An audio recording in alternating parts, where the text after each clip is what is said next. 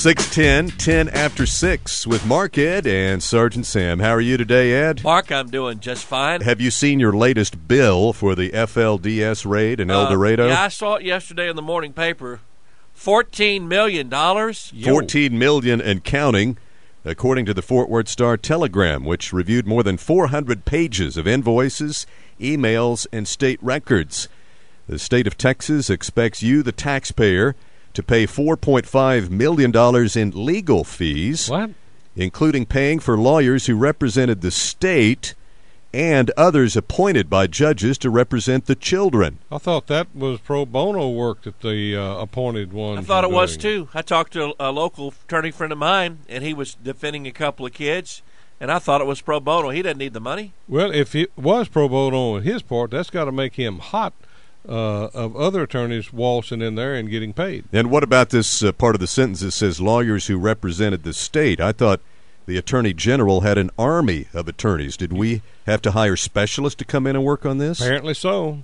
Well, what? The state also expects you, the taxpayer, to fork out hundreds of thousands for expert witnesses and office supplies. The State Attorney General's office is billing taxpayers $110,000 for those DNA tests.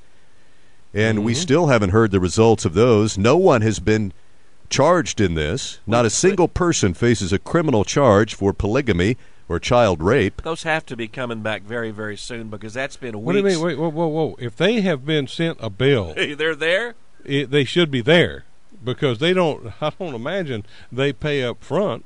$2.4 million to rent buses to transport the kids. Whoa. $2.4 million to rent buses? Hello, I wish I would have had a bus down there in Eldorado. Exactly. Wow. And also to pay facilities to house the children. Overtime for state employees, including workers and child protective services, $1.7 million.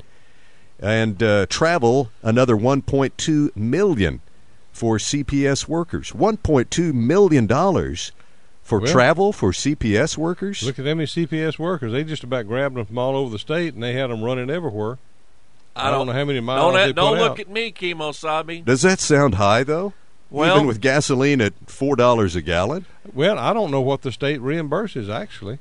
You know, it usually doesn't keep up with the cost of doing business. DPS spent $1.3 million, including $410,000 for overtime on the raid. Yeah. $410,000 for overtime? Well, they had to bring a new trooper. Look at how many they had.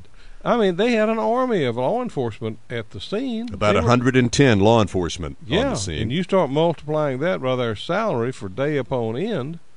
Yeah, I don't know. A big bill. Well, that was only one day that they went and raided the joint. Yeah. All right. So what did the taxpayers get for their $14 million? Nothing yet. Headaches. We got headaches. We got a lot of unanswered questions. This That's may what be very small compared to what's going to happen before all the smoke clears if you have some lawsuits involved in unlawful imprisonment, you know. $14 million, though, Mark. And I give you $14 million. That young lady, I saw a picture of her over the weekend that was supposedly a teenager. You'd have to be out of your ever-loving mind to look at that lady and think that it was she was a teenager. The one that had the baby, and they said that she was underage. Yeah, for 2 weeks, and she had a birth certificate and a driver's license. No criminal charges filed against anyone. And as far as we know, no one has lost their job over this fiasco. No, nobody. Just a bunch of headaches. 6:14, traffic next on KLBJ.